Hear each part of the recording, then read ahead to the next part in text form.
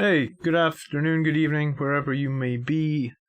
Thanks for being here. It's a bit of a random stream, so tonight I'm just probably just over an hour of prep for the grand tournament that I have got going on this weekend. So starting tomorrow morning, 8:30, nice and early. So yeah, I thought I'd just jump in, and up until now I've done zero prep for this tournament. Maybe the tiniest little bit, I suppose. I've done some practice games, but I haven't looked at any of the lists or anything like that. So I thought I might just do a tiny little bit of that. I'll be at the GT with a Hyper, Melee, Blood Angels with Inceptors. We should grab a drink. I'll probably be driving, Cameron. But I didn't realise there was someone else running Blood Angels at this tournament. Awesome. Well, maybe we'll play each other. Are you Cameron Class or are you somebody else? I'm very unfamiliar with Best Coast pairings, to be honest. Or this is the first time I'm using this app. No, you're running Ultramarines. So who else is running? Where's the other Blood Angels? Are you... Nobody at the moment. Okay. I just won against Orcs last night in single elimination using GW terrain. Good evening from Ohio. They locked the list on BCB to where we can't view them. I was able to view them. I can click on them and view them. Strange. Alright, well I was going to have a look at the guy that I'm playing first. I am playing Michael. I'm not going to try and say his last name because I'll just butcher it. So I'm just playing this Michael guy who is running Tau. And it's better to look at the lists like when they're like this, so they're a bit more separated. Because I hate looking at stuff on my phone. So on the phone in the app, it's much more difficult. I find I'm not in Austin. I am in Scotland. So this is a completely different GT, I'm afraid. Okay, so this guy Michael has got 4 breacher teams of Fire Warriors. Then we have a giant squad of Crisis Suits. Lots of missile pods, lots of frag burster projectors, 9 shield drones, so I guess we'll be targeting those first, but some of the Crisis Suits have shield generators as well. We all have battle suits. I'm really not that familiar with battle suits. What does the weapons on battle suits look like? And this is why you do a little bit of tournament prep, because you need to know what you're up against. So battle suits have burst cannons, which actually don't look that scary at all, but what has he got these guys armed with? Fusion blasters and missile pods. So missile pods are turn 7 minus 1d3, and fusion blasters are basically melta guns at 18 inches. Okay, so big threat at 18 inches. And each crisis is equipped with a burst cannon, and then it may replace its burst cannon with up to 3 items from the ranged weapons. So each of these Crisis Suits, how do you have them armed? 2 fusion... Alright, so they're double melta and shield generators on 2. Alright, so the Crisis Suits are pretty scary in 18 inches. When I say they're melta, they're not quite melta, are they? They don't get... They're probably using the old melta rules. Yeah, so it's not +2 damage, but if you're within half range, you roll 2 dice and discard the lowest one. Good evening, Highland Phoenix. Alright, so I'm just having a quick look at this Tau list that I have up against first, and I'm going to jump into a bunch of other army lists that I'm aware of by people that I know, I guess. Pathfinders, I'm not really even familiar with what a Pathfinder is. Vespid Stingwings, I'm not really familiar with these either. And then the broadsides, I think I'm going to have to kill them first because they've got plasma rifles and heavy rail rifles. The heavy rail rifles are pretty nasty, if I remember correctly. Broadside battle suits. Heavy rail rifles, yep. 60 inches. Basically melta guns where 6s do mortal wounds. And the plasma rifles are 24 inches, strength 6 minus 3, 1 damage. Okay, so the broadside's probably going to have to die first. Let's see if we can check out these Pathfinders, wherever they may be. Pathfinders. 5 to 10 Pathfinders. They got some rail rifles, marker light rifles. Okay. Rapid fire 130 inches, so they're not bad either. So they're fast as well, these Pathfinders. What do they even look like? I guess they kind of just look like fire warriors with bigger weapons. Okay. And then the last thing that I'm not familiar with in this Tau list is Vespid Stingwings. They sound like they'd be fast attack. Yeah. Fast attack. Vespid Stingwings. They're armed with Neutron Blaster, Strength 5 -2. So he actually has quite a lot of AP. Quite a lot of multiple damage weapons as well. Fusion Blasters are the biggest threat in the Tau, especially if there's a Farsight Enclave. I'm sure I remember reading what his Enclave was. Where was that? Here? Yeah, he is Farsight Enclave. What does Farsight Enclave do? And this is why you should do tournament prep, because going into this, I only know about half the stuff of Tau, I guess. Farsight, I can't even say it. Farsight Enclave. Reroll runes of 1 for shooting attacks of enemies that are within 6 inches of firing model. Okay. And then you're also telling me here in chat that they get to reroll 1s to hit.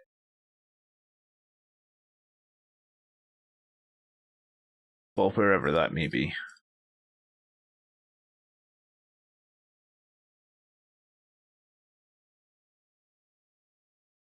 Okay, I'm not going to dig through all the Tau rules, I'll take your word for it. Okay, so this is a pretty solid shooting Tau army, I think. And Fusion Blasters are going to be some of the biggest threats. I've forgotten already what units have the Fusion Blasters.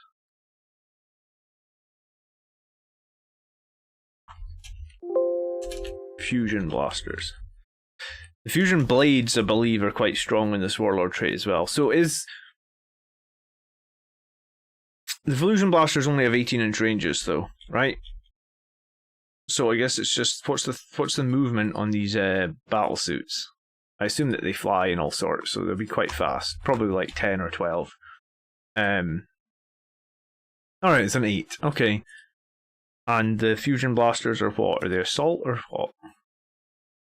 Okay, so they're assault. So these things basically have 18 plus 8 plus d6. So about 34-inch threat range on those Fusion Blasters, actually. So, yeah, okay. Then there is quite a few threats, actually, for me to try and shoot away. We're going to have to deal with the Fusion Blasters here are going to be a problem. The battle suits are going to be pretty tough as well. So they're both very nasty, but then there's this giant squad of crisis suits as well that I want to get rid of. The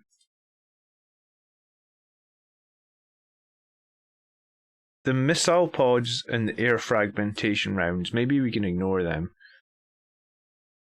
Missile pods they're not bad. 36-inch assault 2, and the fusion rounds, I guess the fusion rounds are kind of the lowest. Strength 4, 0 AP. So I guess we need to...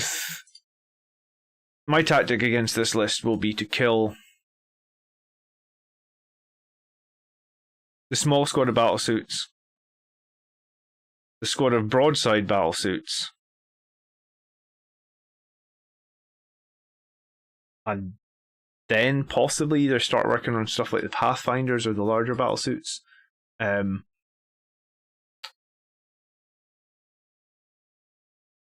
Greetings, Camille. Good evening. How you doing? Let me read up on chat. Do not underestimate Tau shooting. Yeah, I mean, there's a lot of shooting. There's a lot of high AP weapons in this list, actually. The battlesuits can come in from Deep Strike and reroll 1s. Good luck, says Jaden. Thank you. The veteran cadres crisis suits are the meta pick for the Farsight Enclaves, and they'll tend to play around them. The veteran cadres, I don't know what that is.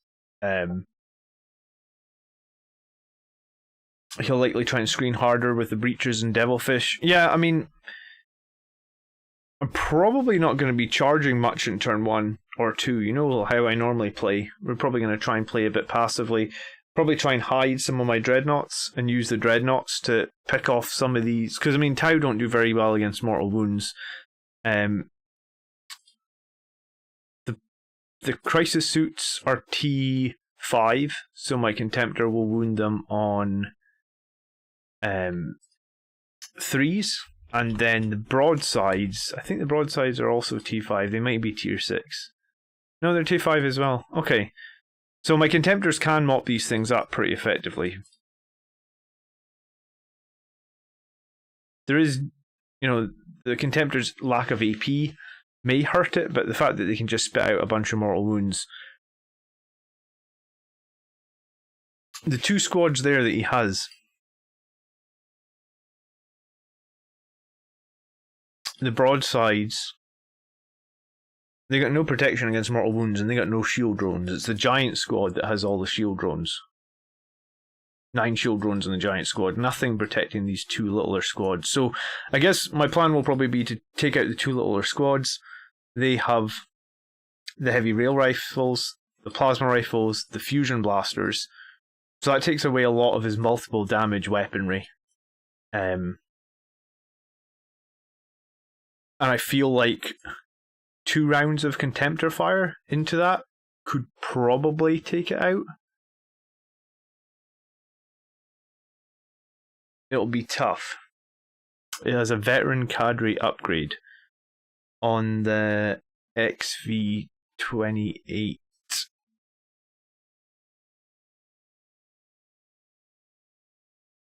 XV28, I'm not seeing that.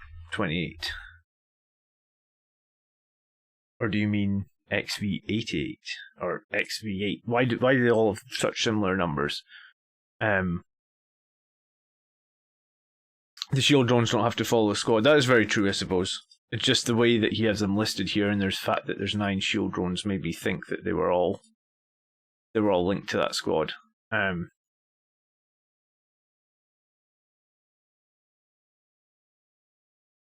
right. And how many other shield drones does he have in this list?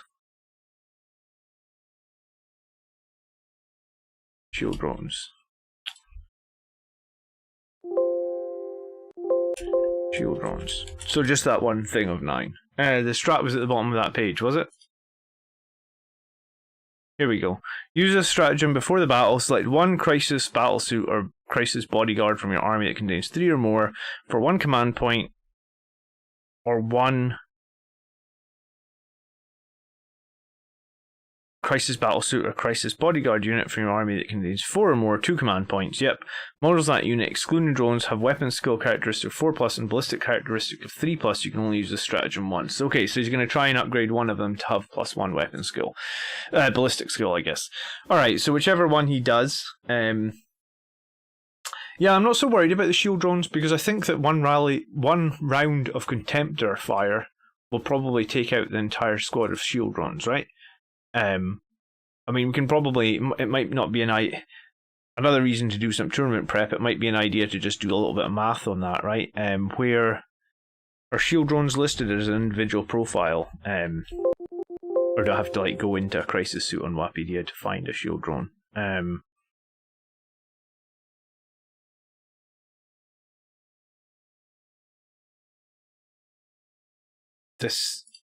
This shows how little experience I have playing against Tau. M4 shield drone.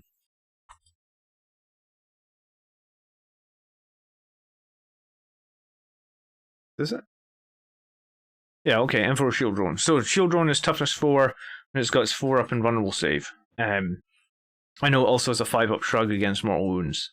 So, or I guess not just mortal wounds, all wounds, right? So if you had a Contemptor with like 16 hits, and you're hitting on 2s and you're rerolling 1s, which is what I can do with my Contemptor with the Tech Marine, I would basically get out of those 16 hits, you basically make them all, but like we could just start with like 15 hits, right? So we're going to wound on 3s. So you're going to make him make 10 saves at -1. And then you're also, thank you for subscribing, Alex. You're also going to get 15 times 0.116 in terms of mortals. So you're going to get 15 times 0.16666 mortals. So you get 2.5 mortal wounds, plus he's going to have to take 10 saves. He's going to save on 5s, so the 10 saves become 6, so that's 9 damage, and then he shrugs on 5s. So 1 round of Contemptor Fire should take out 6 shield drones on average. Why do we try and understand the enemy? I guess we are trying to understand the enemy so I know how much firepower to put into something. So probably what I'll do then is I'll use the Whirlwind, hoping that the Whirlwind can kill 3 shield drones. It might not. It might only kill 2 or something, and 1 round of Contemptor Fire into the drones, and I'll just get rid of all the shield drones on turn 1. I'll probably have something else that's in range of the shield drones, like a couple of storm bolters and an assault cannon or something. So I'll use that to make sure that I finish off the drones. And then I'll start trying to take out his other stuff, I guess. Probably the broadsides with the fusion blasters and probably the ones with the +1 upgrades. So yeah, it'll be a tough game, I suppose. I feel like it's it feels like a well-rounded list. I think, like you said, he's going to have a decent amount of units for screening. So yeah, secondaries. Probably going to take my standard Oath of Moment and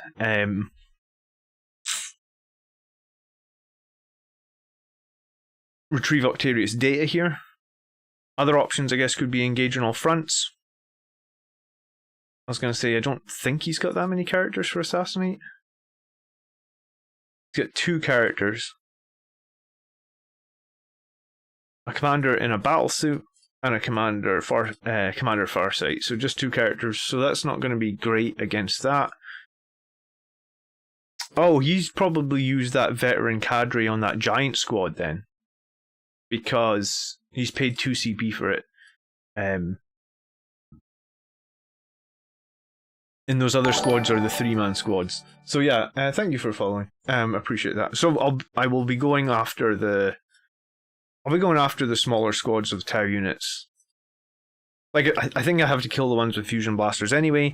I have to kill the ones with the plasma rifles and the heavy rail rifles.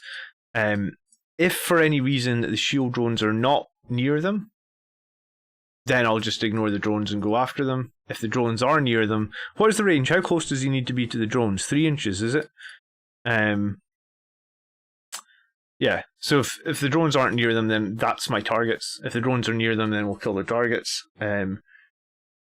Friendly reminder to hydrate. Yeah, there's one other thing that I always do. Like, just before I got on stream here, I was packing like Mountain Dew, Red Bull, 2 bottles of water, and like a ton of like easy to digest snacks. Like, I think it's important to the last thing you want to do at a tournament is have up like a really heavy meal and then like your brain is basically wants to go to sleep.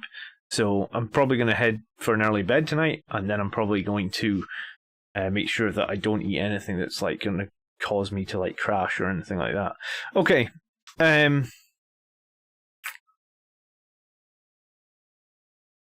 Yeah, I'm not worried about Fire Warriors. I'm not really worried about his characters. The fusion blades on the one character is okay, but overall I'm not so worried about the characters. So it's just going to be if we can survive the firepower from these 2 units, then I think we're in a really good shape. And maybe if the opportunity arrives, we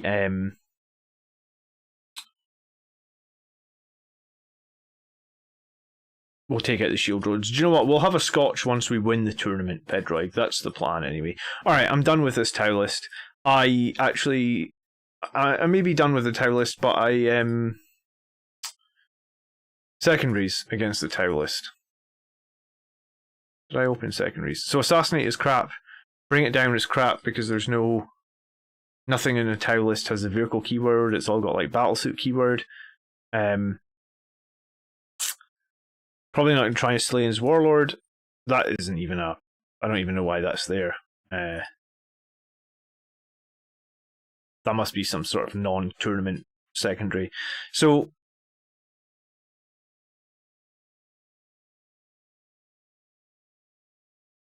I think I know the map that we're playing this on as well. Hold on, I can get this out of the Facebook group.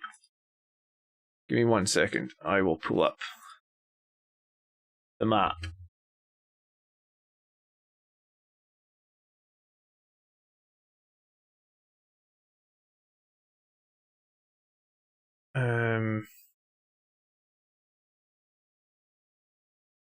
Here we go. Upcoming events. That's right. Discussion.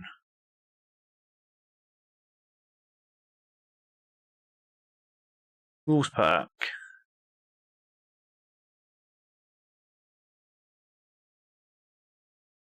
Missions. Scorched Earth. Alright, Scorched Earth. Does this even have the missions?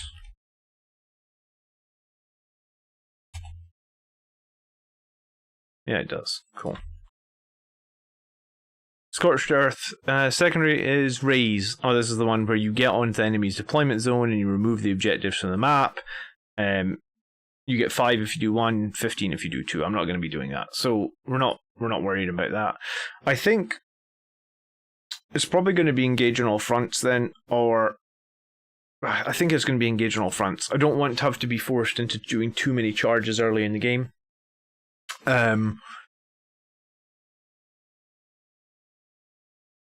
Think only the Riptides are monsters from it down. Yeah, and he's got no Riptides. Oath of Moment is in the same category, I believe, as Grind Me Down, is it not? Or Grind Them Down, I guess.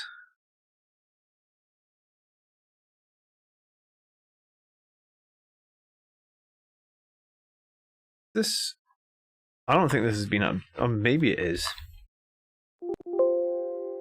I think this is actually showing the old secondaries because they're not called this anymore. It's called like To the Last. But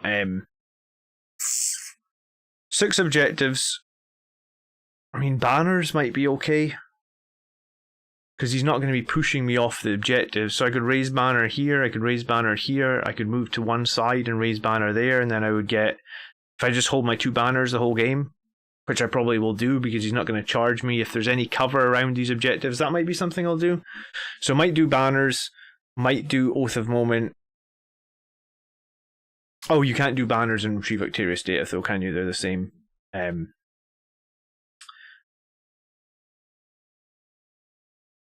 can you? I went and took all my stuff downstairs, of course I did, because I was like, I'm preparing for tomorrow, and now now it is in front of me. I'm going to get my book. Just bide with me 1 minute.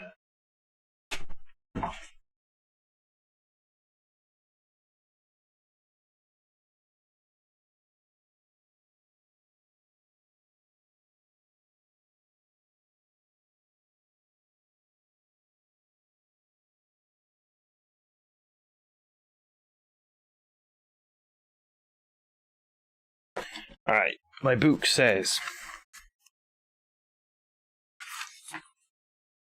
Retrieve Octaria's data is a shadow operation, which isn't the same as raise the banners high. So we can't do that. There's nothing to bring it down. There's nothing to assassinate. There's no Titan Hunter. There's no Psychic. So... No Prisoners doesn't even work either, because No Prisoners is...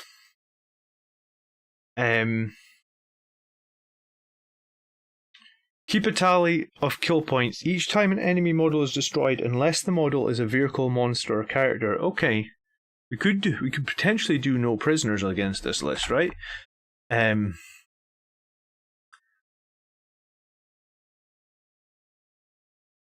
Because each of these crisis suits has 5 wounds? No, 6 wounds.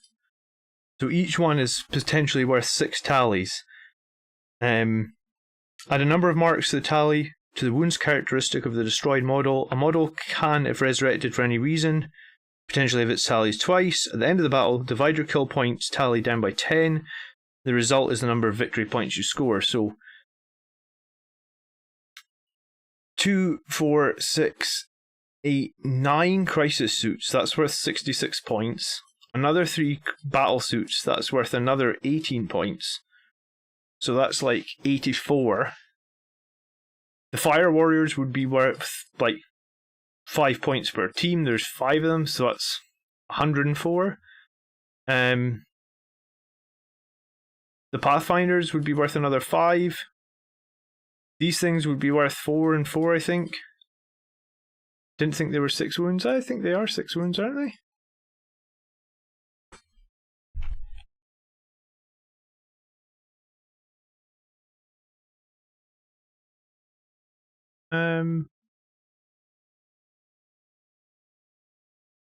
Oh, I don't know why I'm thinking it's 6 wounds. I think I'm getting confused. It was toughness 6. No, yeah, they're much less than that. Okay.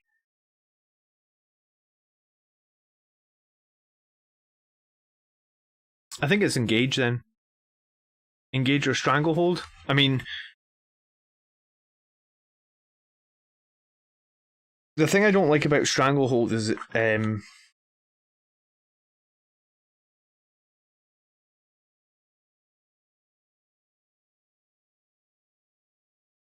you always have to control more than your opponent, right? So I always have to shift him on a 6 mission map.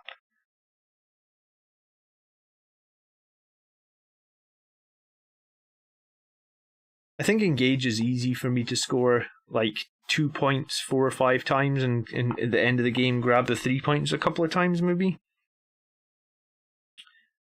Or we could take grind them down, I guess. I mean, the one nice thing about my list is like I don't have that many units. Let me just put up Battle Scribe.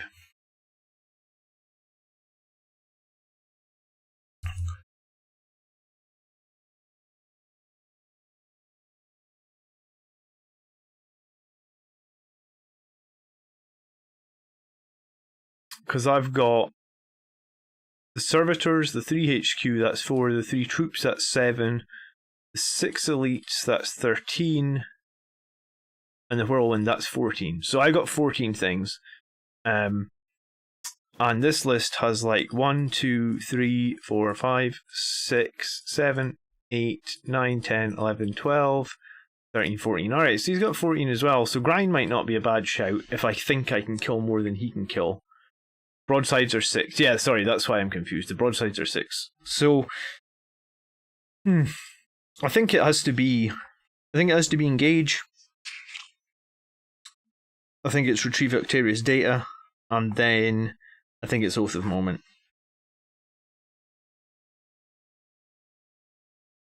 What are my 2 last units actually? Because I actually don't know. I guess my 2 last units are going to be my Sanguinary Guard, my Terminators, and my Redemptor Dreadnought. Alright, so my 2 last choice isn't actually so bad, in the fact that, like, the Terminators have the Teleport Homer, and the Sanguinary Guard have Upon Wings of Fire, so if those units ever get low on health, I can just get them off the battlefield and like bring them back somewhere that you can't kill them, you know, like obscured at the other side of the battlefield. So my 2 last is actually not bad. And also I got the Tech Marine to keep the Redemptor alive as well, I guess. I don't take 2 last that often, so it's not something that I've really run a whole lot, but it's not terrible. Vespid or thinnest paper, yeah, I figured as much.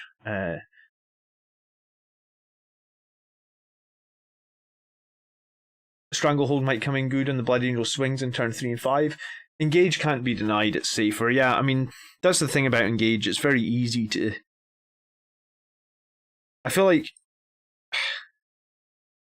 in a bad game you can still get like 8 points from Engage, whereas in a bad game from Stranglehold you can get nothing.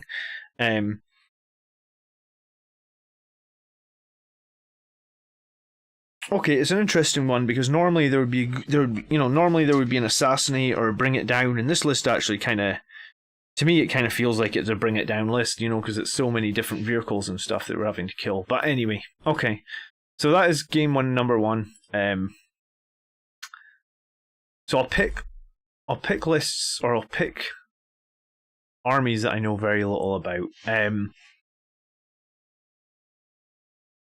I know a bit about Dark Angels, Iron Hands. I've played a few orcs. Let me see if this orc list is as silly as Andrew's orc list. So, oh my god, you are joking me.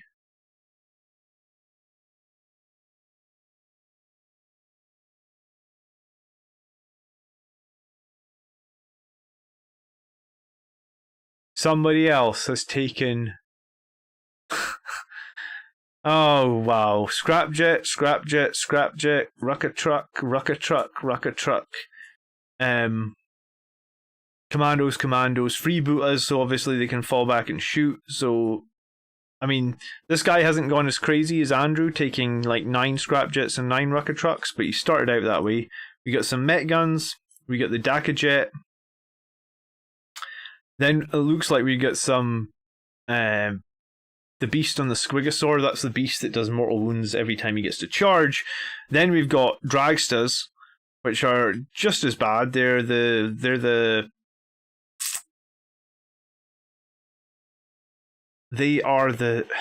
orc buggies with Melta type guns, right?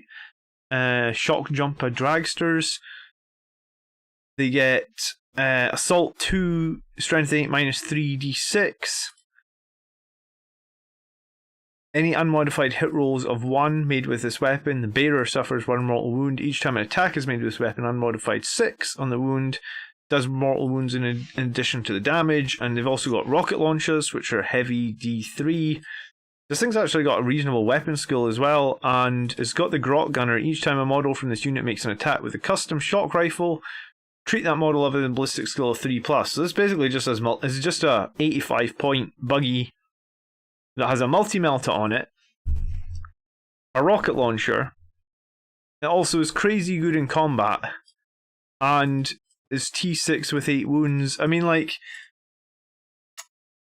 it's potentially an illegal list, but the tournament lists were submitted just before the point cost update, so this is a legal list. But yeah, I mean, like, look at this thing. This thing is stupidly...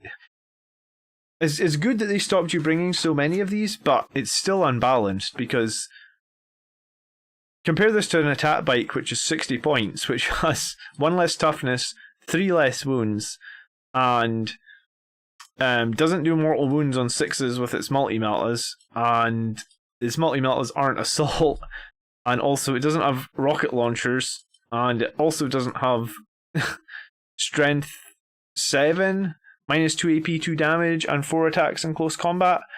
And if an advanced roll is made for this unit is 4 up, you can remove the unit from the battlefield and set it up anywhere more than 9 inches away from the enemy models. On a 4 up, this unit takes mortal wounds, I guess. But yeah. Okay, so we've got another orc speed list. I don't really find playing against these orc speed lists fun. My experience is that they are beatable, but they're kind of just stupid. We got the Squig Hog Boy with the Bomb Squig. We got Storm Boys. We got War Bikers. And then we got a Kill Rig. Okay. It's been a while since I've seen a Kill Rig, but they're so good for the points. No idea how they got through the rule reviews. Yeah, I mean, they're just even with the new rules they put out this week, all those orc buggies could have gone up 10 points per buggy, and they would still be really, really good. I don't know why they didn't change that, honestly. Alright, Kill Rig is... What does a Kill Rig look like? Is it the... No, that's not what I was expecting at all. Okay.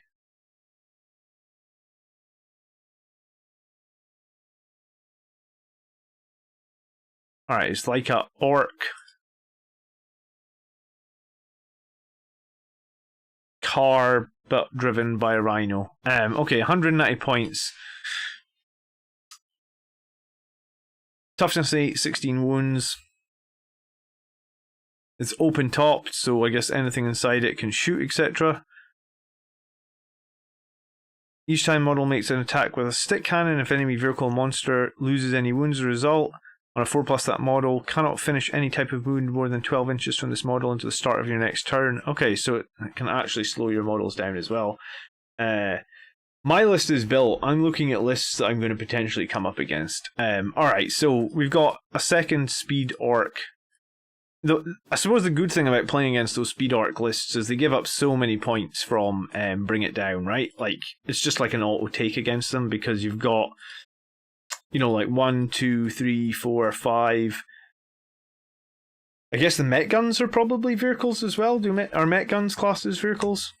But you've got 6 more buggies there, so you're getting 11 points for Bring It Down against the arc list. And Mech guns are indeed vehicles, yes. So there's 13 points before you include the kill cans. So yeah, I think against the arc list, you 100% take Bring It Down because that's 15 victory points if you just kill what's in the list.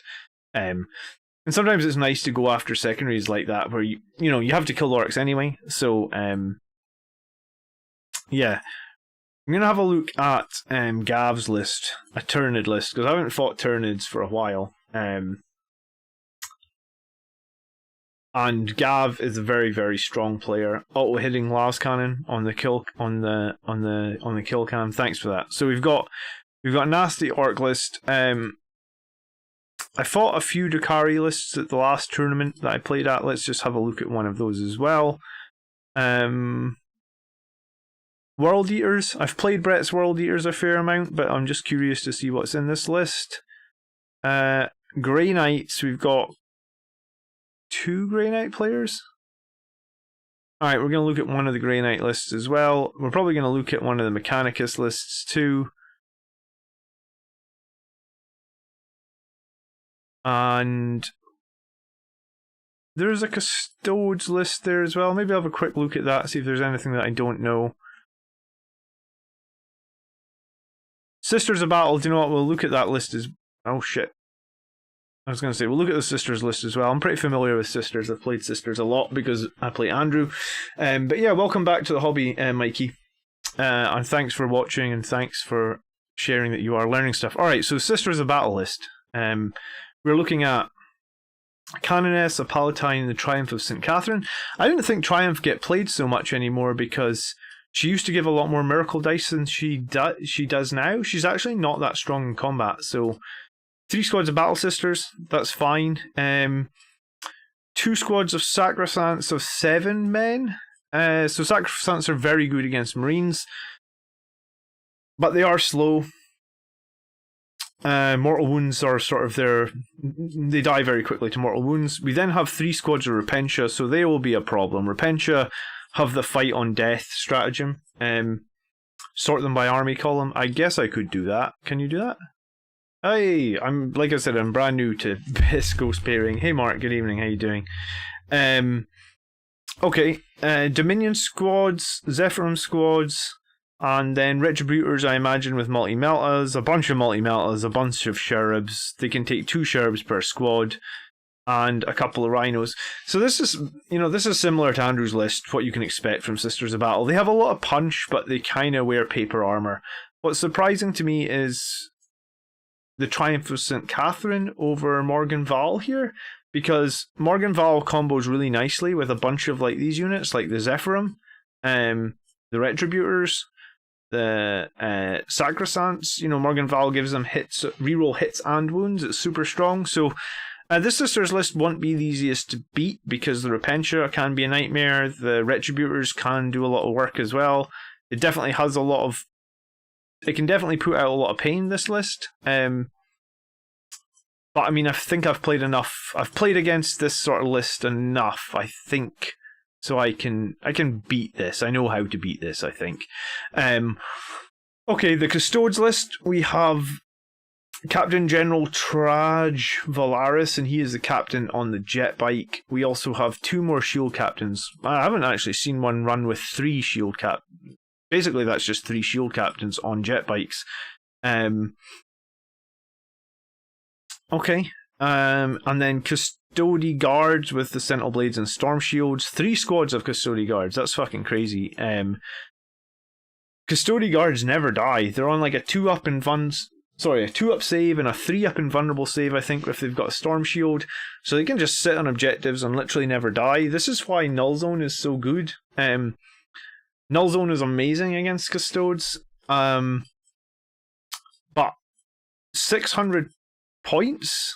Actually, more like 700 points of troops. And I mean, the Custodian Guardians aren't bad, but they're slow, right? So they're just going to sit on objectives and hold the objectives and be unkillable with their, like I said, 2-up save. A Storm Shield does give them a 4-up save, but their like ability, the Custodes' ability gives them +1 to all their invulnerable saves, right? So these Aegis of the Emperor, that's what I'm looking for. So maybe it's not called Aegis of the Emperor. There's definitely something that gives the whole army wide the detachment +1. Is to Jar Valaris the one that's on foot? My bad. Who's the one on the jet bike?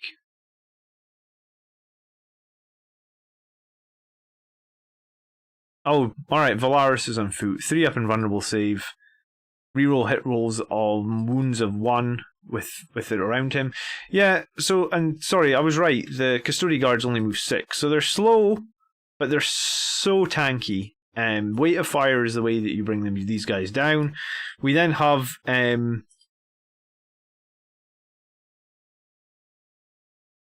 okay, this is a strange list. Holy crap.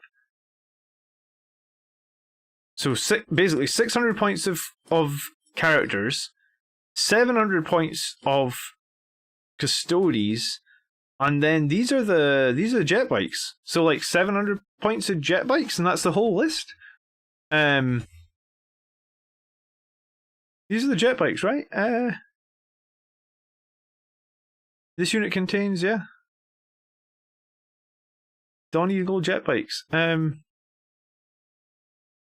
I don't think I've ever seen a whole list made like this. I'm a bit lost for words. 1, 2, 3, 4, 5, 6, 7, 8, 9. 9 jet bikes. 2, 4, 6, 8, 9. I mean, it's great. Like, the jet bikes are really strong. Toughness 6. 4 wounds, 2-up save. I think they have a 5-up invuln that can maybe even be boosted to a 4-up.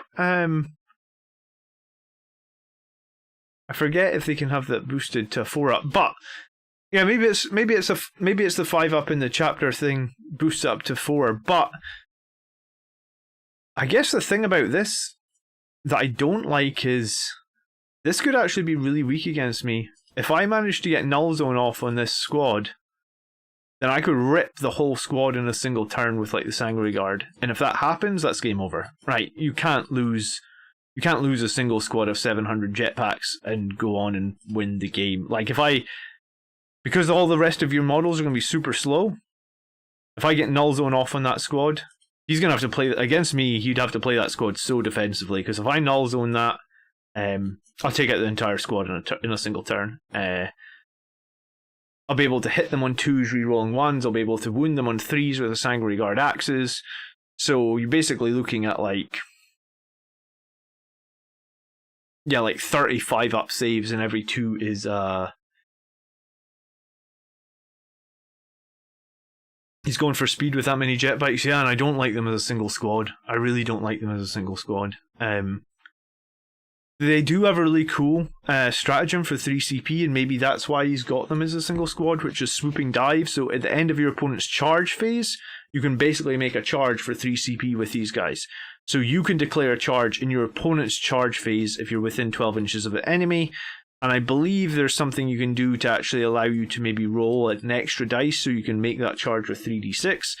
I mean, it's super strong, but if you know about it and you're prepared for it. Alright, so the Custodes list is a bit of an oddball. It's going to be tough for him, because he doesn't have that much long-range shooting, and it's going to all depend on those jet bikes with the 2 captains on the jet bikes. So it's basically like 1,200 points of jet bikes. And this is why I think Null Zone is a great power to have, because Null Zone is basically a hard counter against those Custodes. Alright, let's look at what's next. Admech. Alright, and this will be pre-nerf Admech, I guess. So you have 20 Scutari Rangers for just 170 points. How much points have Scutari Rangers gone up to now? I think they've I think some of the Scutari have gone up multiple points. I don't know off the top of my head, but I guess they're going to get a last hurrah at their current points cost. So Scutari Rangers with Galvin rifles, yeah, they would go up at least 10 points per squad. And I guess he also has the OM specs and the data link. So this squad would have gone up 20 points. No, 30 points. So you can't get any cover against their attacks. They're heavy 2, strength 4 -1. So weight of fire coming out from the Rangers. Probably the infiltrators are pretty nasty in close combat. The tasers and those fletchets are really good. I forget how strong they are, but they are very, very strong. Again, these things probably went up quite a few points. The tasers are strength 6 -1, but every unmodified 6 scores 2 additional hits. They were... It's saying they're 19 points per model. So they've got that. This squad would have gone up 20 points as well. Okay. So these two squads between them, that had been up 50 points. That's nuts. That just shows how how overpowered these things are. Not underpowered, sorry. If two squads has gone up 50 points, that's crazy. That's like a quarter. That's over a quarter, actually, in terms of increase. He's then got 4 Iron Striders, and I noticed the Iron Striders had gone up in points as well. Yeah, I mean, this list is just stupid, I'm afraid to say. Because Iron Striders have gone up from 75 to 85. So the next 2 squads, this has gone up 30 points, this has gone up 30 points. So yeah, in the first 4 things, we've gone up over 100 extra points. So basically, AdMech, as they were run before this patch, were probably like 25 to 30% cheaper than they should have been. Maybe even more. Which, I played AdMech, and it's been so tough to grind out the wins against them. So yeah, it's a real pity that this tournament isn't like a week later, because it would be so much better balanced. But I guess like a lot of organisation had already gone in and it couldn't be delayed, but it would have been better if it had, in my opinion. Okay, we again then have June Crawlers, 120 points. June Crawlers are these sort of tanks with legs, I guess is what I would class them as. Tanks with legs? Spider tanks? Something like that. Yeah, I'm aware of the stratagem to counter charge with the bikes exo. Alright, so June Callers didn't change too much. They have an Eradicator Beamer, which is 18-inch heavy D6 or 36-inch heavy D6. Sort of anti-infantry, anti-light armor cannon, and he's got 2 of them. That's okay. They don't seem like they've changed too much. We then have 2 Stratocopters, and I'll have to check. There's 2 types of copters that they play the AdMech usually. It's the ones with the Cognos Las cannons, and that's what we've got here. So this list is just spamming Cognos Las cannons. So you've got like 1, 2, 3, 4, 5, 6, 7, 8 Cognos Las cannons, something like that. And again, the Stratocopters have gone up 20 points per model, so that's another 40 points onto this list. Add that to the 60, so 150 points we're already at. We then have a Tech Priest. We have more Scutari Vanguards. We didn't have Vanguards before, but we got Vanguards now. And then we got the Dragons and another Doomcaller. I'm not familiar with the Dragons, but I have fought Vanguards. I just don't remember exactly what they've got. I think they've got like, I want to say they have like sniper rifles. Radium Carbines. Assault 3.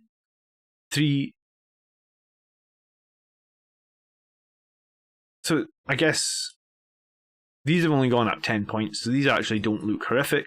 Assault 3, Strength 3, no AP. And then, what was the last thing? Sidonian Dragoons. Sidonian Dragoons?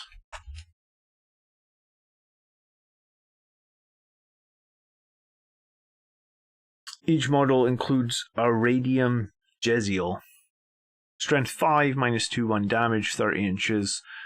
And the Dragoons, I don't know what they look like, so I need to check. Alright, so they look a little bit like Iron Striders, I guess.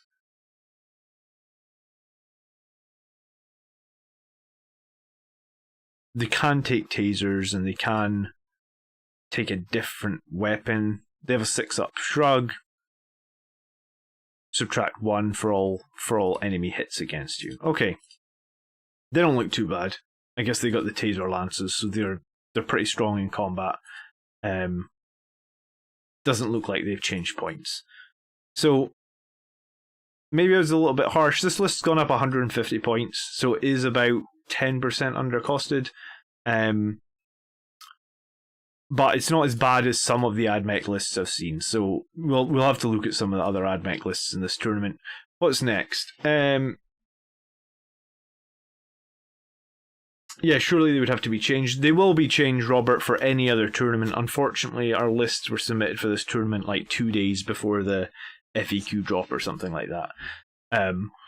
So we're playing on the old rules. I mean, the guy did put up a vote for people to vote on to use the old or new rules, but unfortunately more people voted for the old rules. I guess I can kind of understand, like, if you'd spent a lot of time getting your army ready, but at the same time, like, to me it just feels like if you won with an army that was like way undercosted or is not valid, then is it even a win? Because, like, you're essentially winning on the rules that Games Workshop have said are imbalanced. I don't know. It'd be like you said, it'd be like us using Sanguinary Guard back at 30 points. You know, I had someone in the stream a few weeks back saying, like, hey, you should just run the points values in the codex. And we're like, well, no, it doesn't work like that. If they've changed the values, you have to use the new values, you know?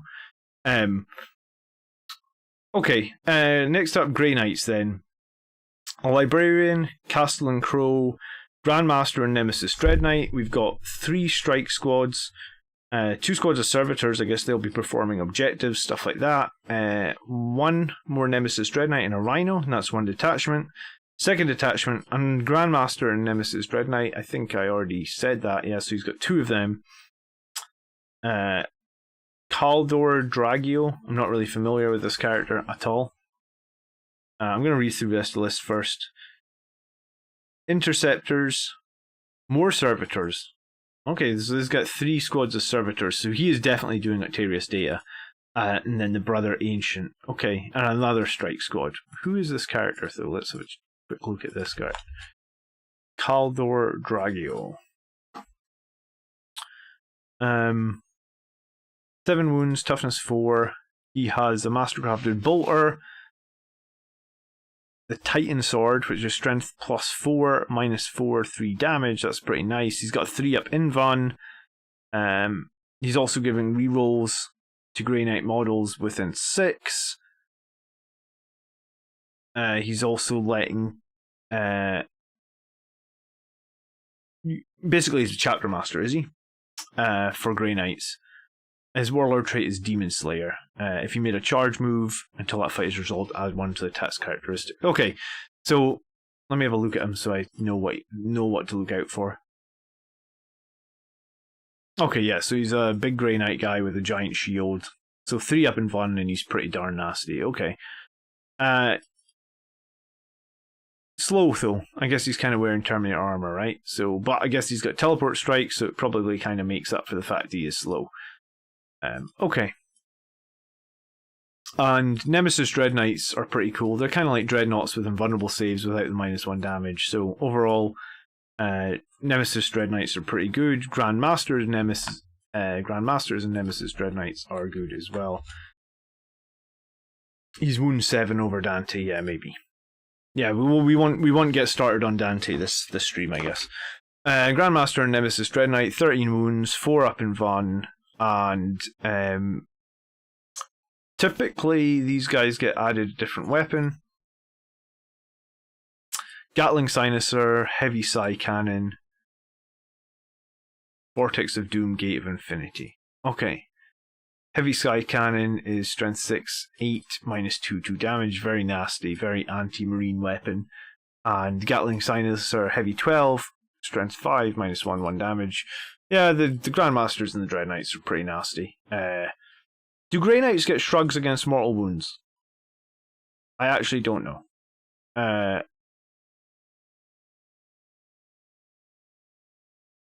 The Dread Knights, I suppose the Volkites will do okay against them, but because they're not -1 damage, but they are just going to get to save on 2s or 3s against the Volkites, so not the greatest either, is it? Right. Alright, so that's Grey Knights. What else we got? What else we got to look at?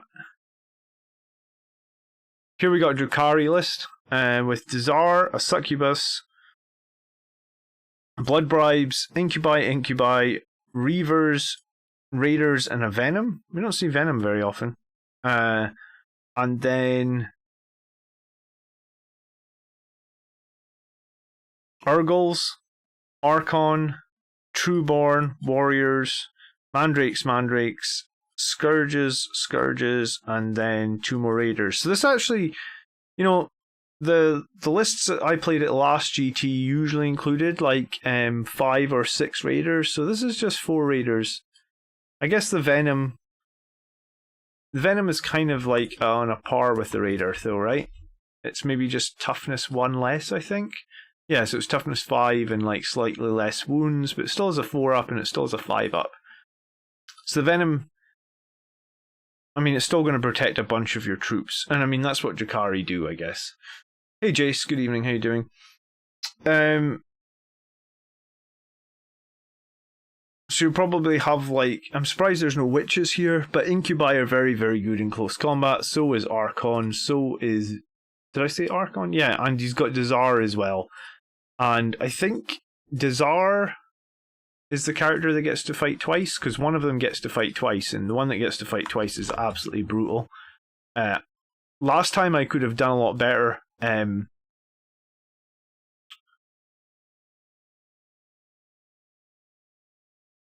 Yeah, this model can be selected to fight 1 additional time in the fight phase. It must be eligible to fight the time it's selected to do so. I think if the thing I could have done better against Desar last time would have been Angel Sacrifice, like my Chapler. Chapler? I think that's the Chapter Master and Captain in the same sentence. I could have Angel Sacrificed against him, and it would have been I'm pretty sure I can tank through his damage. Because he's going to want to hit me with the single blades, right? Because he's only going to wound me. Well, even if my captain's T5, so he gets 7 attacks hitting on 2s, so arguably he makes 6. He then only wounds on 4s.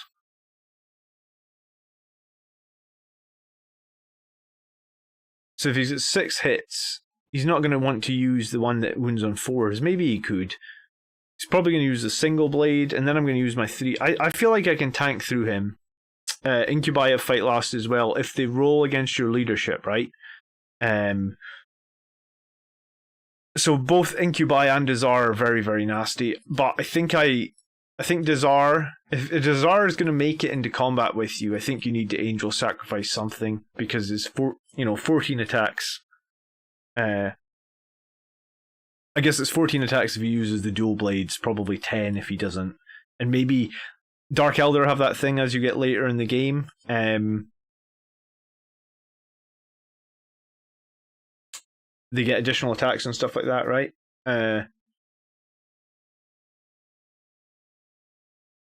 So yeah, I guess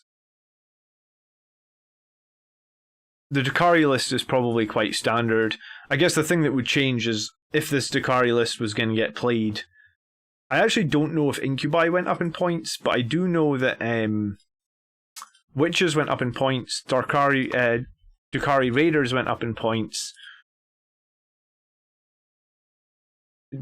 It does actually look like Incubi went up in points as well. So yeah, I did think Incubi were very good for the points cost. So Incubi went up, Raiders went up, Witches went up. So all the things that these guys use commonly. And Trueborn are great as well, because they basically suffer no to hit penalties with the Trueborn. So if the Trueborn are inside a Raider, they'll just be blasting you with their blasters every turn. He does have a bunch of blasters actually, a bunch of Dark Lances as well on the Raiders. kind of a standard Drukari list. It's what you would expect. So I don't know anything in Drukari melee. You probably need to sacrifice something. Yeah, especially if they get in against something that you care about. All right, was this the World Eaters one? Yes. So I've played Brett's World Eaters, but I haven't played too many other people's World Eaters. So we've got Chaos Terminator Lord, a Dark Apostle, Lord Discordant on the Hellstalker. Lord Discordant is a cool model in practice. When I fought against him, I've not actually had too many problems with him because he's quite killable. He's only got 12 wounds. I don't think he's got any minus damage. Okay, he regenerates 1 point of damage each turn, but and he's got a 5-up in Vun save, which isn't super strong when he's only got 12 wounds. So Lord Discordant, as cool a model as he is, I haven't had too much problems when I fought him before. So, you know, I usually take him out with like my Redemptor or something like that. So maybe we'll do the same if we come up against this.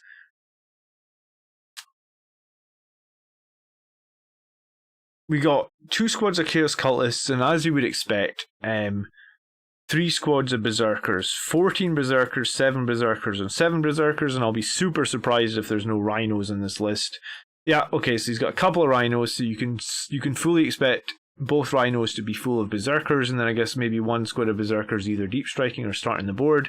He has a pretty big squad of Terminators with Lightning Claws here. I'm a little surprised that it's all Lightning Claws, but I guess he's banking on the fact that World Bearer models can fight twice, so it's going to be, against this list, you're just going to want to screen out the Terminators if you can, and then a Khitan Ravager, Lord of War. I have never fought against a Khitan Ravager.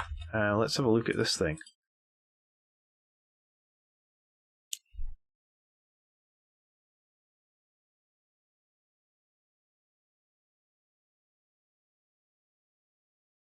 There isn't a picture of it. Let's see. Khitan Ravager. Is it something like this? Basically like a Chaos Demon Engine? Or is it... That's a Mauler Fiend. I'm not sure what a Khitan Ravager looks like then.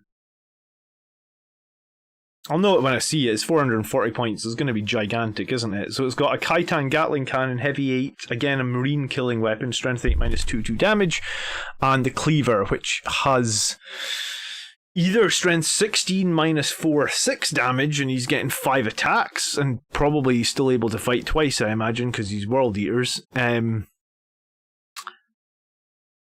Or he can slash at strength 8 minus 2 damage, but you get to make 15 hits instead of 5.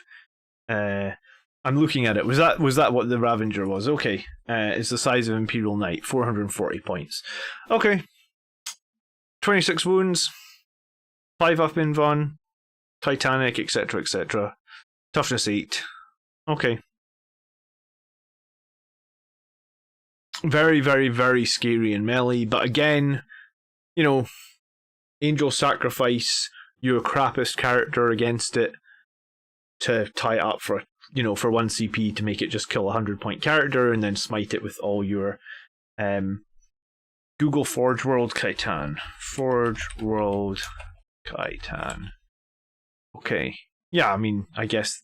Oh, Brett's got one of these. I've seen this before, if that's what we're looking at. Brian Fung, thank you for subscribing. Yeah, I guess this is it, because that will be the Gatling Cannon, and that will be the Cleaver.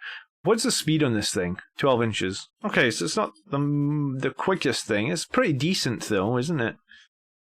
Alright, so that's an interesting World Eaters list.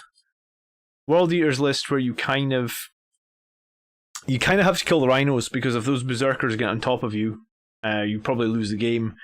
You kind of have to screen the Terminators, and you also have that giant thing lumbering across the battlefield as well. I actually kind of like that list. That'll be a tough one, I think, to beat. Okay. Why is this list not loading? Let me try it again. Next up, we were looking at... Oh, this is Gav's list, yes. Is it? Yeah, Tyranids. Okay, High Fleet Leviathan. The arch nemesis of the Blood Angels. The damn High Fleet Leviathan. Alright, so we've got a Neurothorpe and the Swarm Lord. The Swarm Lord's a Psyker, isn't he? He's basically like a Hive Guard, right? But he's a Psyker. Sorry, not a Hive Guard, a Hive Tyrant. Pretty nasty in melee, 4 up in Vun save, 12 wounds, 7 toughness. He gets +1 to his Vun save but against melee weapons. He has 18-inch synapse rather than 12. And he does no 2 powers and he can deny 2 powers. Okay. So we've got a Swarm Lord, basically a Psychic Hive Tyrant. We've got 18 Gene Stealers. We've got some Ripper Swarms, and then we've got the Tyranid Warriors. Are Tyranid Warriors a big threat these days? They're only 66 points. I haven't fought against Tyranid Warriors since about 3rd edition, honestly. And they got Scything Talons. So they're basically melee-based warriors. I guess they don't look that strong. We then got the Hive Guard, and the cool thing about the Hive Guard is that they're very good because they have indirect fire. And their indirect fire is not bad at all, right? 36 inches, heavy 2, strength 8, -2, D3, and he had 270 points of them, so he's got 6 Hive Guard. So I'll need to find a way to get to those and kill them, because if they're left ignored the whole game, I guess that's heavy 12 each turn, weapon ballistic skill 3+, strength 8 -2, so it's wounding Marines on 2s, hitting them on 3s, D3 damage, and you don't get any bonus to saving throws for being in cover against these either, so that's pretty tasty. Hive Guard are good, but Andrew, I believe there's even a stratagem where you can shoot them twice or something. Yeah, okay. Use the stratagem at the end of your shooting phase. Select a Tyranid infantry from your army. That unit can immediately shoot again. So you can shoot twice. So you can get heavy 24 out of these guys. Why, oh why, is the Space Marine indirect fire so shit? When you see like the Orc indirect fire just chomping through entire armies. You get this on the Tyranids. Heavy 24 on a 270 point model. The Death Guard with their Plague Burst Crawlers. I mean, Space Marines indirect fire is just shit compared to the comparison, isn't it? We then have Venothropes, Gargoyles, and a Hierophant. 850 point super heavy, because I guess this is the GT of super heavies. I don't even really know what this thing looks like. I'm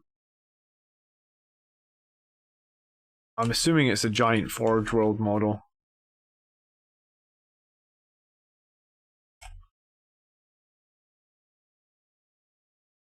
It is a giant spider.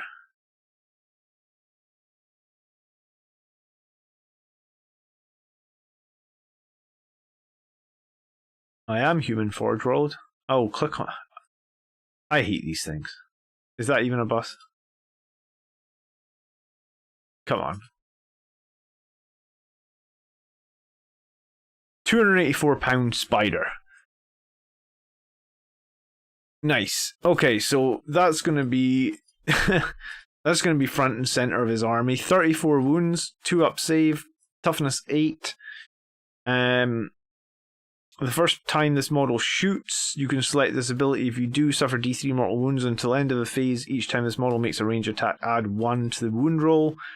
It has 2 Dire Biocannons. Dire Biocannons are heavy 8, strength 10, -3, 3 damage.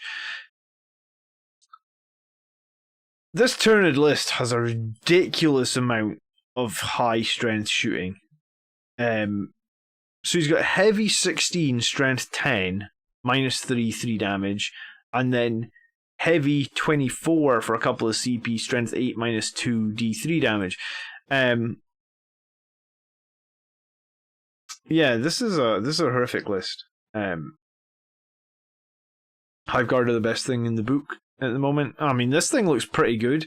It's also got the Las whip pods, which are melee. Each time this bear fights, it makes 10 additional... Yeah, of course. Just makes 10 additional attacks with this weapon, and no more than 10 attacks can be made with this weapon. I love it. I mean... Why doesn't Dante just have an ability like each time you attack with the Arx Mortalis, you just make 25 extra hits with it because, hey, it's Dante and it's fucking awesome. Like, 10 extra hits, okay.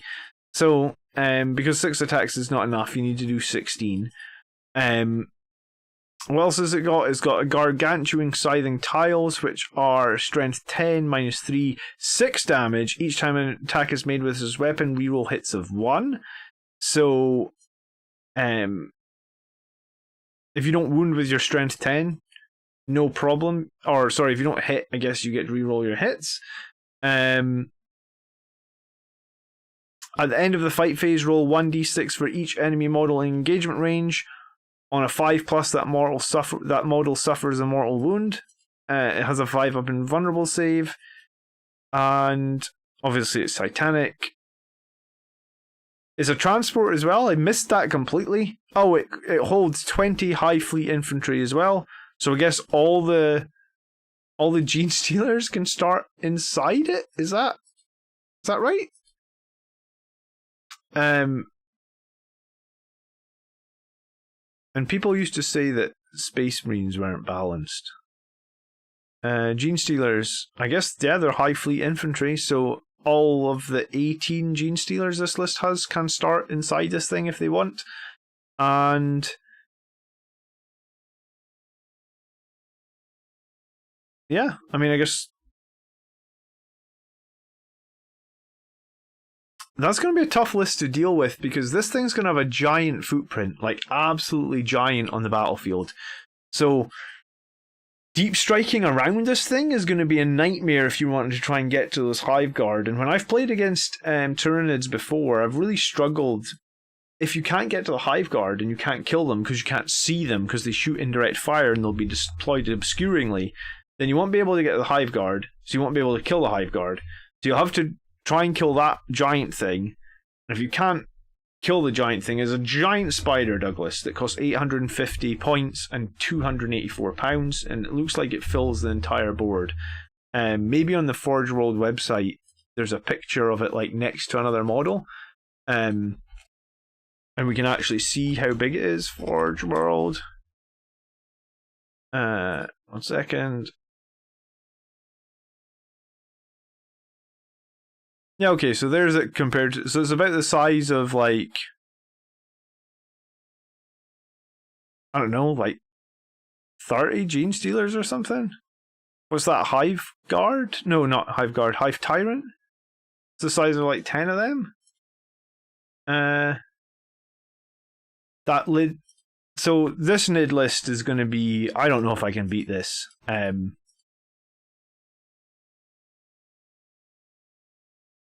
Was this invulnerable save 5-up? I mean, I guess that's its one weakness. If I manage to charge it with the Sanguinary Guard, hit it like 40 times, wound it like 20 times, it's only going to save on 5s, maybe.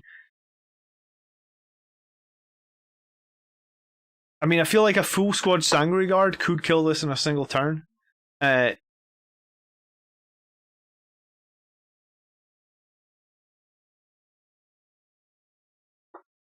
So if you pump some, go back to Google, it's next to a knight. Was it next to a knight on Google?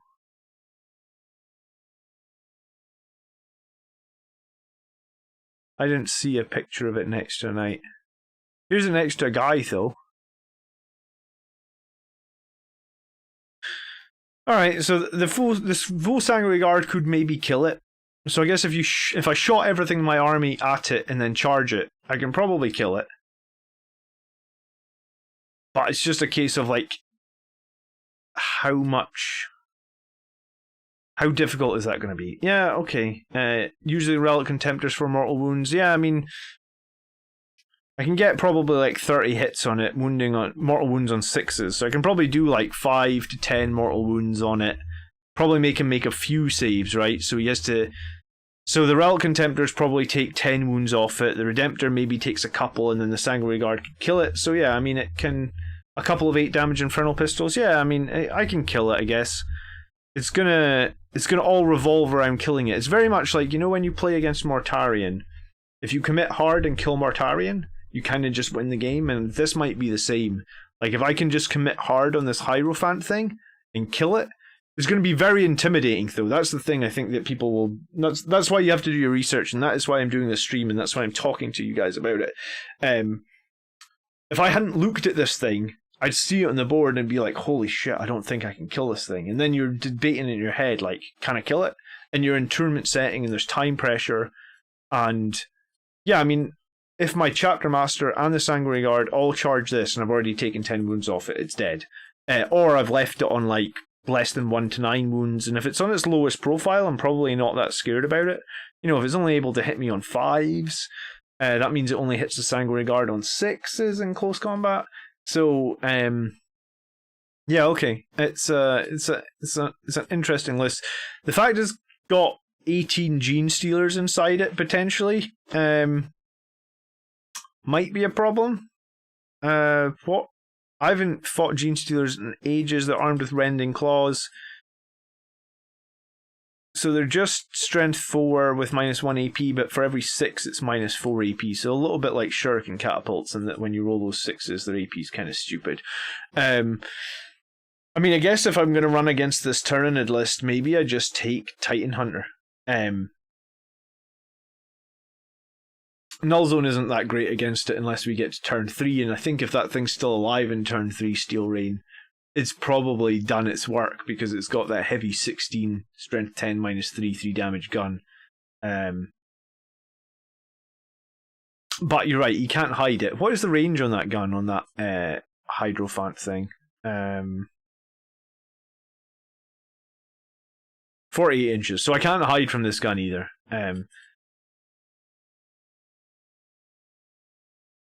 That will be a tough game, a really tough game. Gav is also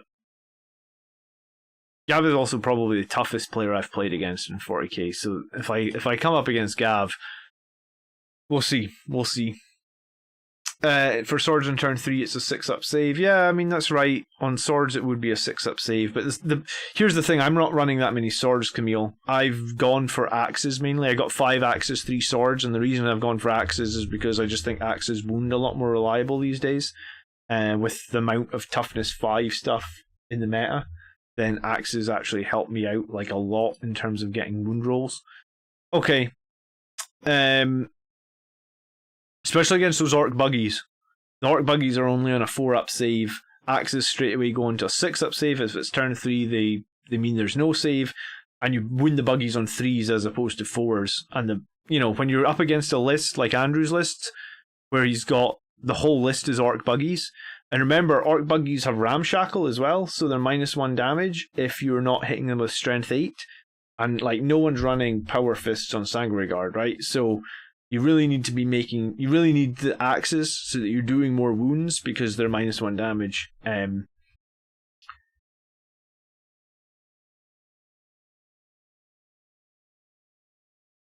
Hypertoxin Cloud yields mortal wounds on a 5-up for every model. Even if it gets to fight once, all of your charging units are going to come out crippled. Consider Deep Strike against that, John. Yeah, I mean, maybe we just Deep Strike the Terminators and the Sanguinary Guard and have the Captain get in there as well. How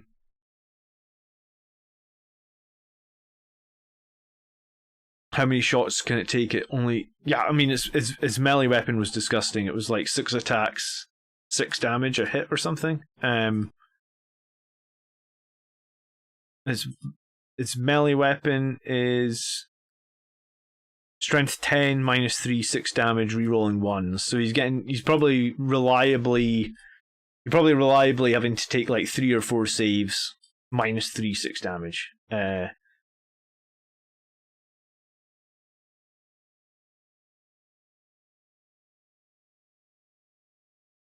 Okay. Alright, so we've looked at... What lists have we looked at? We've looked at Sisters, we've looked at some Custodes. We haven't looked at any Imperial Guard lists. Let's have a look at Imperial Guard list. Black Templars. I look like I am the only Blood Angels player here. We're gonna have a look at Brett's Chaos list. We've looked at Mech. Do you know what? Scott's there with his Dark Angels. That'll be interesting to see what he's running. Let's have a look at this as well. Only one Drukari player. Okay. 2 Genestealer Kurts. I'm going to have to look at a Genestealer cult list because I'm not familiar with them.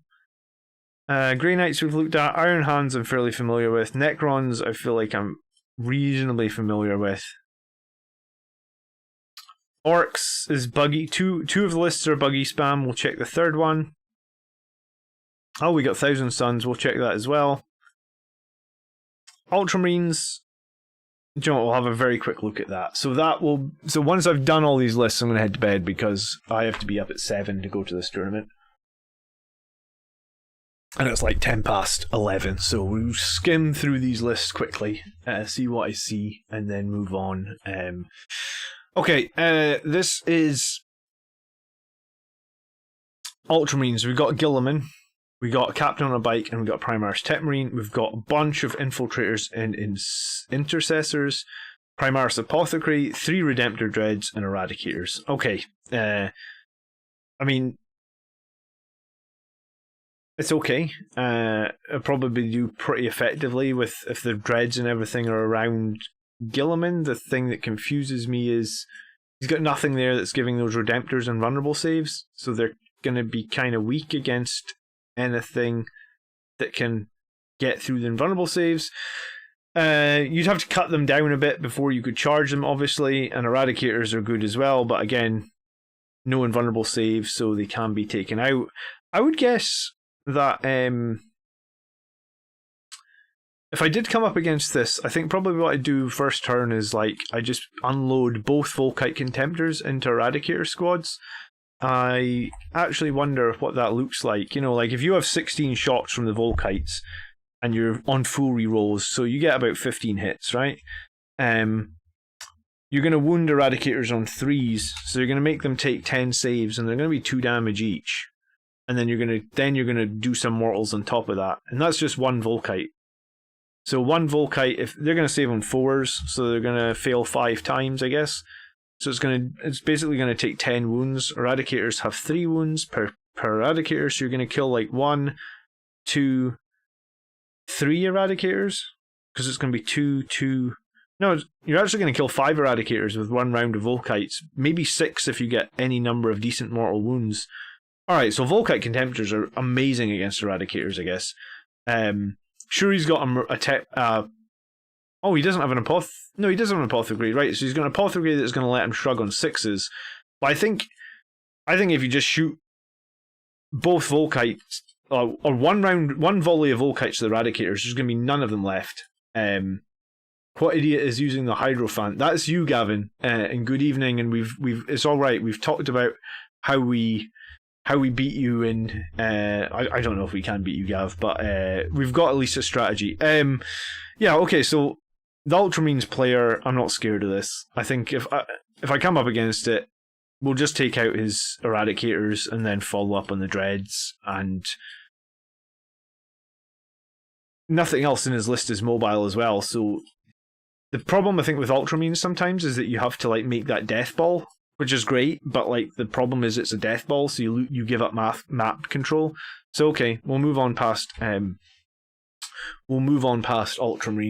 Thousand Suns then, and the only other time I've played Thousand Suns was against Gav, and his Thousand Sun list was crazy good. So let's have a look at this. We've got Ahriman, we've got an Infernal Master, we've got Rubic Marines, a big squad of Rubic Marines, like 10, and then Tansgors. Alright, I guess it's Tansgors could just be there to perform some actions or something. I don't know if I see much value in a squad of 10-man Tansgors. I'd probably just run it as like 2 5s if you can. I actually don't know if you can. We then have a giant squad of the Scarab Occult Terminators, and these guys are really great because they're completely immune to morale and they're obsec. So if you just want to park these guys in the middle of the board, good luck on the enemy shifting them. They can also make them like -1 damage. They can also make them like +1 to their armor save. And it's +1 to their armor save against 1 damage weapons. So if you make the enemy -1 damage, then you get +1 to all their armor saves. Then you can be saving really, really effectively. And I believe Scarab Occults have a 4-up in Fun. And if they do not have a 4-up in Fun, then you can. There's a power that Thousand Suns get that can give you a 4-up in Fun, right? Alright, so they have 5-up in Fun, but I guess you can cast the power on them to give them 4-up in Fun, and like I said, you can also give them -1 damage. I believe it's this stratagem, Unwavering Phalanx. Until end of the phase, each time attack is made, subtract 1 to the damage, and I guess if the damage ever goes down to 1, then it falls into each time an attack is made with 1 damage, add 1 to the armor save, blah blah blah blah blah. So the Scarab Occults are amazing. He also has a Rhino, Sorcerer and Terminator armor, 1,000 some Demon Prince. Does this Demon Prince fly?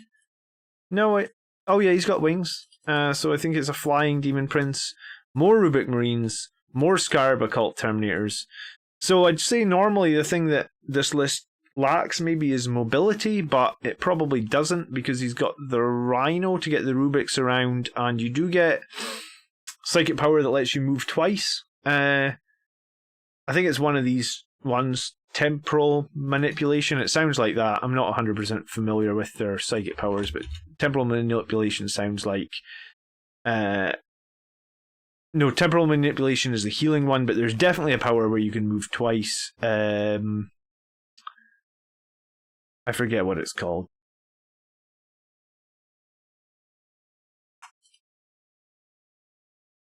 It is called... Is it Temporal Surge? Yes. 1,000 Suns Infantry within the Psyker can make another move of 6. Does he have Temporal Surge? No, actually he doesn't. Okay, he's just got the healing. So, okay. But it's very survivable. There's no morale checks needed to be taken on the entire list, I guess. Everything is OBSEC, so it's a very durable OBSEC blob. And because it's 1,000 Suns, you're going to have to deal with a bunch of mortal wounds getting thrown out as well. You kill 10 Scarabs with 2 Sangry Guard in a turn with a 4+. Just focus them. I assume you mean 2 squads of Sangry Guard. You can't mean 2 Sangry Guards. They don't even get enough tax to kill 10 of them. Alright, so 1,000 Suns list is... I know most of that. Let's look at this final Orc list. So this is an Orc list with Commandos, Boys, Storm Boys, Killicans, which are kind of the weaker Dreadnoughts. 6 of them. Gaskell Thuraka's in here, and then a bunch of Beast Naga boys. Okay, so this is a much more melee-based Orc list over the other 2 shooting lists. I think this list is possibly easier for me to deal with than the shooting-based lists. And it's also probably more balanced than those shooting-based lists as well. So, I mean, this Orc list wouldn't be affected by the FAQ that came in and, like, destroyed Andrew's Orc list, I guess, this week. So, you just have to be aware of how fast they move in the WAG when you're coming up against this many Orcs, because if you're not aware of how fast they move, they will get in and they will overwhelm you. And the thing about the Beast Nagas is I believe they can do a bunch of mortal wounds when they're in.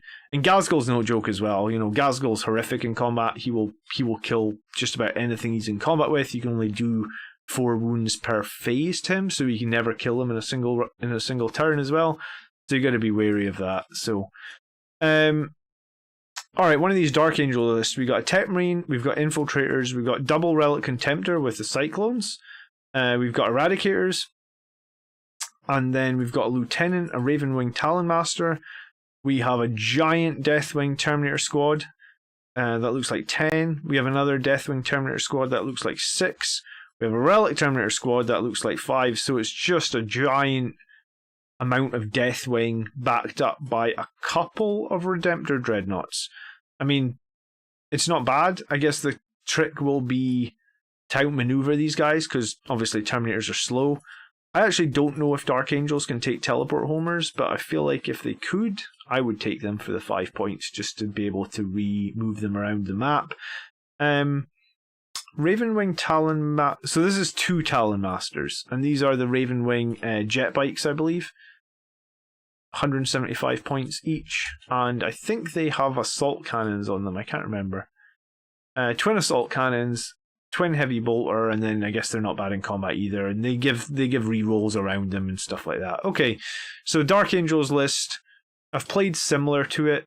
The cool thing about the Dark Angels is it's refreshing to not see Buggy Bonanza. Yeah, it's a little bit refreshing. Does he have the detachment, the Cult of Duplicity on the Thousand Suns? I don't know. I will check. What does that let him do, Gav? What's this next list? This is Chaos Space Marines. I think this is Brett's list then, right? And he has Berserkers ×3, a Decimator, Terminators, Chaos Spawn, Chaos Rhinos. He has the Terax Drill, and then he has the Greater Brass Scorpion. Okay, I haven't fought the Greater Brass Scorpion before. But I guess the cool thing that he'll have is he will have Berserkers inside the Terax, and we've talked about the Teraxes before. I guess if you play against Brett, you'll need to screen that Terax. If you screen the Terax Drill effectively, you'll probably be okay. But if you don't screen and the Berserkers get into combat, it'll be very nasty. The Brass Scorpion has a Demolisher Cannon. Okay, so that swingy is all hell. A Scorpion Cannon, heavy 15, strength 5, -2, 1. That's not bad at all. 2 Hell Maw Flamers, strength 8 Flamers. Okay, wow. And Hell Crusher Claws. I guess those Flamers are going to be pretty nasty for when you Overwatch as well. So that thing will be hard for me to charge actually with just Marines, because strength 8 -2 Flamers are pretty nasty. Oddly enough, Teleport Homers can't be taken by Deathwing. Yeah, that does seem a bit odd. Greater Brass Scorpion has 28 wounds and toughness 8, and each time this model is selected as a target of a psychic power or would suffer a mortal wound as a result of a psychic power, roll d6. On a 4+, it can ignore mortals from psychic powers. Okay, the Greater Brass Scorpion does look like a giant scorpion. Okay, cool. So that is what Brett's running. That's okay. I'm not super scared of that. Last couple of lists then. Astra Militarum. And we've got Tempest Scions times 6 squads full of plasmas. We then have command squads full of meltaguns. And we have Toroxo Primes times 5. So this is just a holy crap, you're going to be overloaded by. This is basically a horde list. I'm not familiar with the profile of the Toroxo Prime.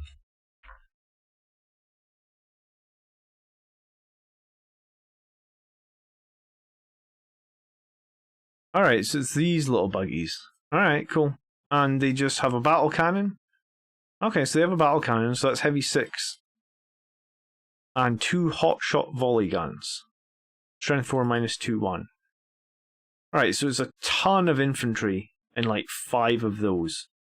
And some Bogrins, and he's even got some Crusaders in there, I guess, randomly. Okay, that's an interesting list. And this is why you need army lists that can kill hordes, because this guy might actually be, this might be a good army to pick no prisoners against, right? Because he's got, like, this is 5, 10, 15, 20, 25, 30, 35, 40, 45, 50, 55, 60, 65, 70, and then the Bogrins. How many wounds does the Bogrin have?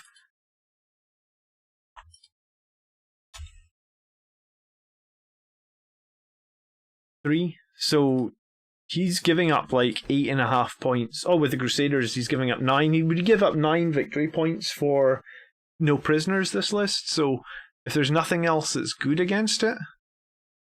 But I mean, saying that, he does have 4 HQ. I don't like running 4 HQ because that's 13 points for Assassinate. So against this list, I'd probably just take Assassinate.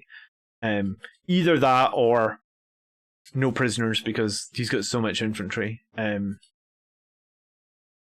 Okay, come on, computer. What was this next list? This is Gene Stealer Cults. Yes, okay, so Magnus, Patriarch, Primus, sorry, Acolytes, Acolytes, Acolytes, Acolytes, Acolytes. Okay, and again, this might be one for no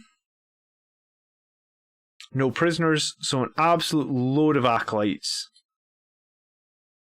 5 characters in this list, and then the Ridge Runners. And I'm not familiar with the Genestealer cult's Ridge Runners either. What do they look like? They are also little buggies. So we've got 2 lists that are just tons of chaff infantry. They missed not giving them a limo. I guess they could have had a limo. Alright, so an absolute ton of chaff infantry. 5 characters. I don't like that because it means that I will pick Assassinate against them. Alright. Then I think... So I'm playing the only Tau player in the first game. That's random. Okay. So I guess if we beat up this Tau player and then we move on. I was going to... Do either of these Necron lists have a Catan in them? That might be something to be aware of. And... let's have a look at the Asari. I want to see what the other Custodes list was, not the one that... Yeah, this is the other Custodes list then. And let's look at the... There's 2 more Tyranid lists. I'm also not very familiar with Tyranids, so we're going to look at them as well. So after these, I'm going to bed. Terminator's any good for Blood Angels? Well, I'm running them in my list. 5 of them, with Chain Fists. Well, 4 with Chain Fists. The Sergeant was a power sword, of course. But I like them. I've been running them for a little while now. Alright, so one of these Tyranid lists. Hive Tyrant, Neurothorpe. Tyranid Warriors times 2. Hive Guard times 2, so that indirect fire, strength 8. A bunch of Gargoyles. Moloch, and then the Harridan, which is another Lord of War. And the Harridan is crazy good as well, I guess. If you haven't seen the Harridan's profile, then it's 34 wounds, 3 up save as opposed to 2 up the save this time. It's going to be hard to hit though, right? Because it's probably supersonic, so it's -1 to hit. It's T8. It's got the same bio dire cannon, heavy 16, strength 10 -3, and it's horrific as in combat as well. So this is also going to be very fun to play against. And good luck tomorrow, John. Thank you, Highland Phoenix. We'll see how we get on. I mean, you guys can track it if you use the Best Coast Pairing app, because I mean, it's all going to be in Best Coast Pairing. Or I'll try and keep you in the know on how I'm doing. If you don't hear from me, it means I've been slaughtered by Gav's crazy Tyranid thing, probably. All right, we've got another Tyranid list: Hive Tyrant, Swarmlord, Tyranid Prime, Genestealers, Hormagaunts, Termagants, Tyranid Warriors, Lictors, again the Hive Guard, the Malceptor, the Raveners, and the Excrins. I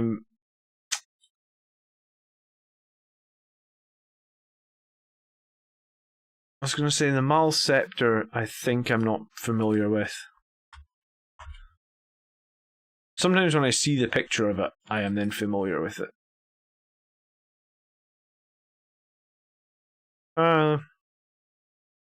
Just a slow-moving, nasty, close combat thing that can also do psychic powers. Okay, alright.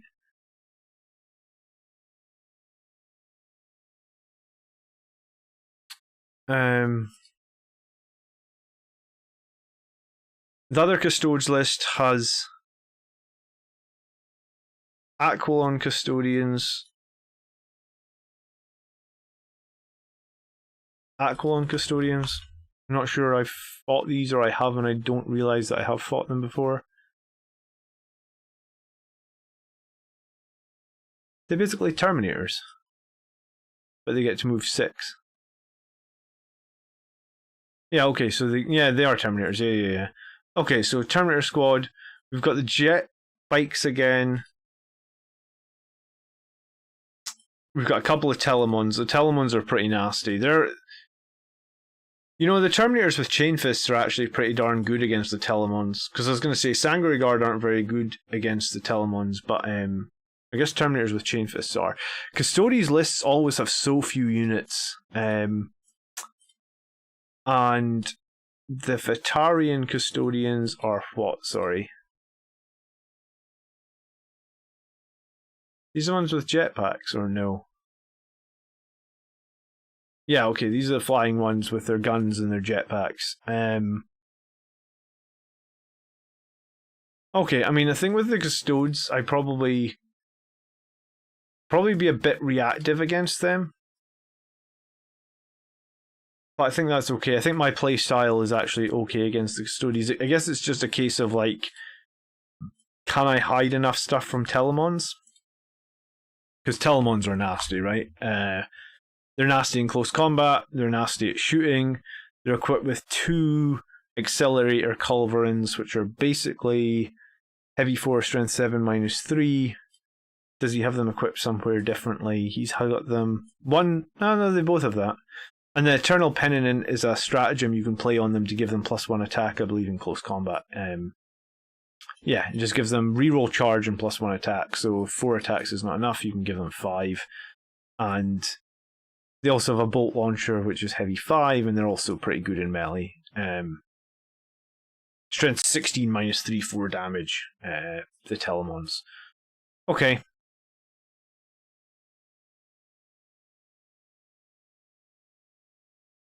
Alright, the Custom Craft World. Bunch of Dire Avengers, Striking Scorpions, Vipers, Dark Reapers, Falcon, a Wraith Fighter, Wave Serpents. Okay, I mean, this is pretty standard Eldar stuff. Don't see anything that I don't know or haven't fought before. Wraithblades I do like, they are strong. They're basically, I think they're T5 or 6, and they basically carry force. They basically carry storm shields, and they're pretty good with their axes, and there's ways you can buff them as well. Various ways. I think you can give them a 3-up in Vun with one of the psychic powers as well, so...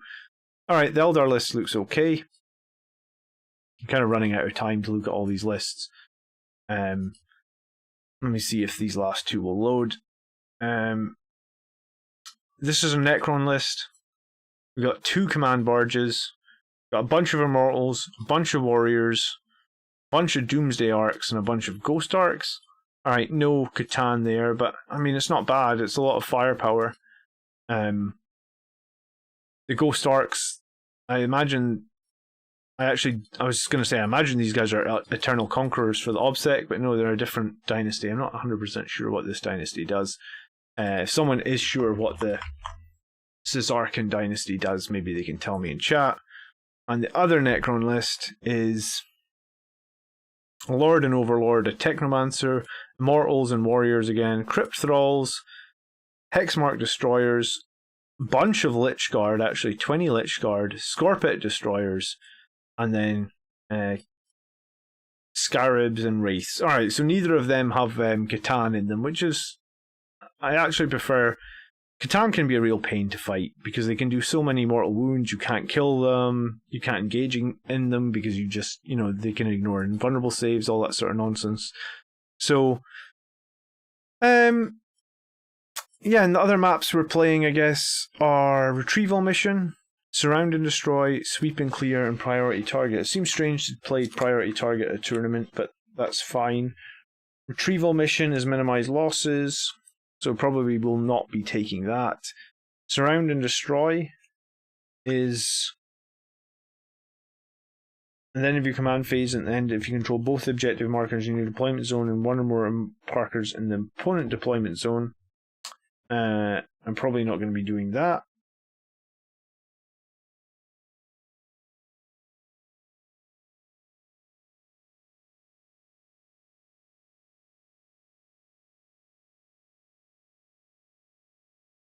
Sweep and Clear and Priority Target. I mean, Priority Target is the one where you pick an objective, isn't it? So, I mean, that's a... Sweep and Clear is you control the objective in the center of the battlefield in the opponent's deployment zone, but Priority Target is the one where you move all the objectives and then you pick one to be your priority target, which in my case, I'll just pick one and sit my whirlwind on it for like 15 points. The Sarkhan have a Feel No Pain. Alright, well that makes sense with his army. Thank you. Because he's gone. He's basically like he's got a big nasty melee army with a lot of durability, so I guess a Feel No Pain on top of the reanimation probably is actually really strong. So, okay, I think I need to call it then. There's maybe a couple lists I didn't look at, and I will do a video on my list and how I get on at the tournament after the tournament, I guess. But I guess if anyone wants to follow it, it is Scottish Takeover 9. I will put that link into the Discord this weekend, and tournament kicks off about 9 hours from now. Yeah, well, you caught it just before the end, but I need to bail because I need to get ready for the morning, and also I need to get as much sleep as possible so I'm fresh and ready. I hope you guys learned something from the stream. Very different stream from normal, but I do try and look into things. I think if you go in, I could have probably done more research. I haven't really had much time.